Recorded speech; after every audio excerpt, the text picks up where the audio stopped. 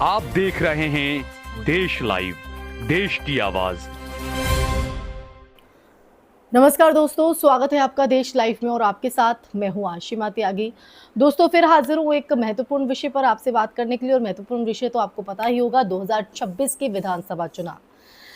तो इन चुनावों के नतीजे सामने आने के बाद सबसे बड़ा सवाल सिर्फ कौन जीता नहीं, बल्कि कैसे जीता बन गया है।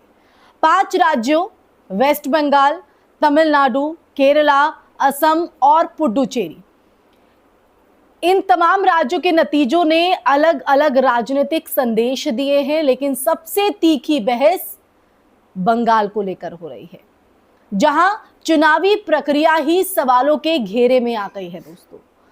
तो आज हम इसी संदर्भ में चर्चा करेंगे, चर्चा में आगे बढ़ेंगे। लेकिन उससे पहले आप लोगों से अपील, इंसाफ की आवाज को बुलंद करने के लिए और सच्ची पत्रकारिता के लिए हमारा यानी देश लाइव का सहयोग करें। साथ ही डिस्क्रिप्शन में दिए गए लिंक को ओपन कर ज्वाइन बटन दबाकर आप हमसे यानी देश लाइव से सीधा जुड़ सकते हैं।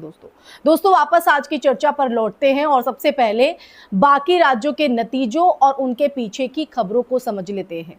फिर पश्चिम बंगाल की बात करेंगे ताकि पूरी जो तस्वीर है वो साफ हो सके। केरला में जो हुआ वो अपने आप में एक बड़ा राजनीतिक उलटफेर है। वो कैसे? दरअसल सालों बाद इंडियन नेशनल कांग्रेस के नेतृत्व वाले यूडीएफ ने करीब 80 सीटें जीतकर सत्ता में वापसी की है।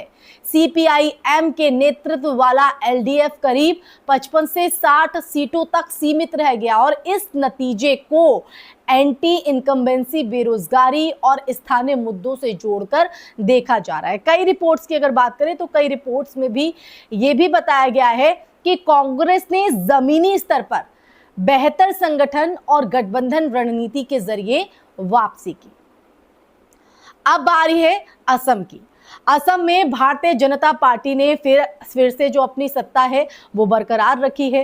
हेमंत बिस्वा शर्मा के नेतृत्व में बीजेपी ने लगभग 75 सीटें जीतकर स्पष्ट बहुमत हासिल किया। चुनाव के दौरान एनआरसी, सीएए और पहचान की जो राजनीति है वो बड़े मुद्दे रहे और कई विश्लेषणों में कहा गया कि ध्रुवीकरण ने बीजेपी को फायदा पहुंचाया। लेकिन इन सब के बीच अगर हम बात करें, असली कहानी वो है वेस्ट बंगाल।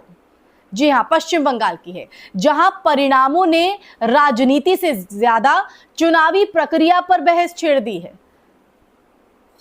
अगर आंकड़े देखें तो भारतीय जनता पार्टी को लगभग 44 से 45% वोट मिले, यानी 100 और 152 सीटों के साथ भारी बहुमत मिला है। जबकि ऑल इंडिया तृणमूल कांग्रेस को करीब 40 से 41% वोट और मिलने के बावजूद सिर्फ 94 सीटें मिली हैं। पहली नजर में अगर हम देखें तो ये सामान्य चुनावी गणित लग सकता है, लेकिन असली तस्वीर तब सामने आती है जब वोटों की संख्या देखी जाती है।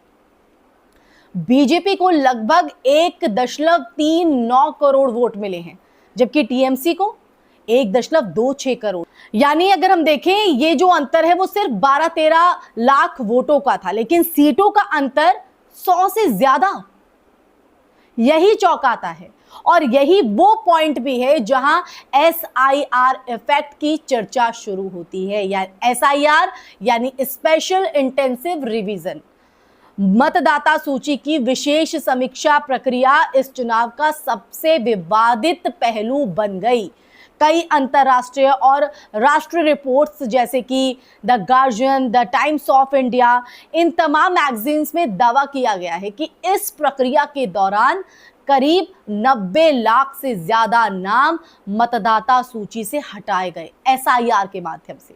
इनमें से लगभग 27 लाख लोग ऐसे बताए गए जो अभी भी अपने नाम बहाल कराने के लिए संघर्ष कर रहे थे। समझ रहे हैं अब ये गणित? इसलिए ये सामान्य नहीं था। इलेक्शन कमीशन ऑफ इंडिया ने इस प्रक्रिया को नियमित और आवश्यक बताया, लेकिन विपक्ष और कई नागरिक संगठनों ने इसे संदिग्ध और असमान बताया। देखिए, रिपोर्ट्स में यह भी सामने आया है दोस्तों कि कई लोगों ने अदालत का दरवाजा खटखटाया और ये दावा करते हुए कहा कि उनके नाम बिना पर्याप्त कारण के हटा दिए गए। सबसे महत्वपूर्ण बात यह है कि जिन क्षेत्रों में बड़े पैमाने पर नाम हटाए गए उन्हीं क्षेत्रों में बीजेपी को अपेक्षाकृत ज्यादा सीटें मिली हैं।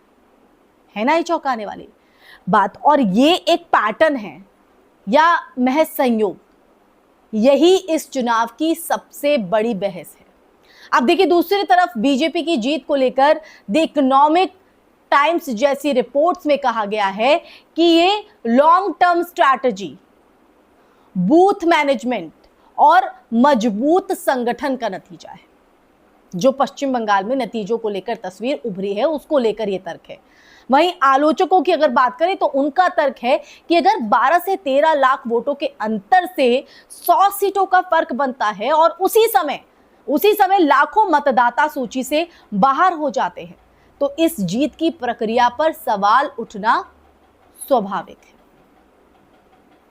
तो यही पश्चिम बंगाल की तस्वीर को लेकर सवाल खड़े करता है दोस्तों। और वो पहलू हम देश लाइव ने आपको बताए हैं कि किन किन वजहों से ये चर्चा और गंभीर हो जाती है। तो इस पूरे चुनाव ने एक बुनियादी सवाल जाहिर तौर पर खड़ा कर दिया है कि क्या लोकतंत्र सिर्फ वोट डालने तक सीमित है या ये सुनिश्चित करना भी उतना ही जरूरी है कि हर योग्य नागरिक वोट डाल सके। क्योंकि अगर चुनाव में भाग लेने वालों की संख्या ही कम कर दी जाए तो परिणाम चाहे जितना स्पष्ट दिखे उसकी वैधता पर सवाल उठना तय है। और यही वजह है कि 2026 के इन चुनावों को सिर्फ एक राजनीतिक बदलाव नहीं बल्कि लोकतांत्रिक प्रक्रिया की परीक्षा के तौर पर भी देखा जा रहा है। तो दोस्तों इसी के साथ इस चर्चा में फिलहाल के लिए बस इतना ही। लेकिन इन 5 राज्यों के जो चुनावी नतीजे सामने आए हैं, जो तस्वीर उभर कर सामने आई है, जो समीकरण दिखाई दिए हैं, उस पर आपका नजरिया क्या है? कमेंट सेक्शन में कमेंट करके अपनी राय जरूर साझा कीजिएगा। इस वीडियो को मैं यहीं समाप्त करना चाहूंगी। ये चर्चा आपको कैसी लगी और इन नतीजों पर आपका क्या विश्लेषण है या इसके पीछे आप क्या कारण मानते हैं, वो भी आप कमेंट सेक्शन में कमेंट करके जरूर बताइएगा दोस्तों। साथ ही चर्चा आपको कैसी लगी इस पर भी अपनी राय साझा कीजिएगा। इस वीडियो को ज़्यादा से ज़्यादा शेयर भी कीजिएगा। हमारे चैनल देश लाइव को सब्सक्राइब कीजिएगा। फिर हाजिर होंगी ऐसी ही चर्चा लेकर। तब तक के लिए आप अपना ख्याल रखिए। जय हिंद, जय भारत, नमस्कार।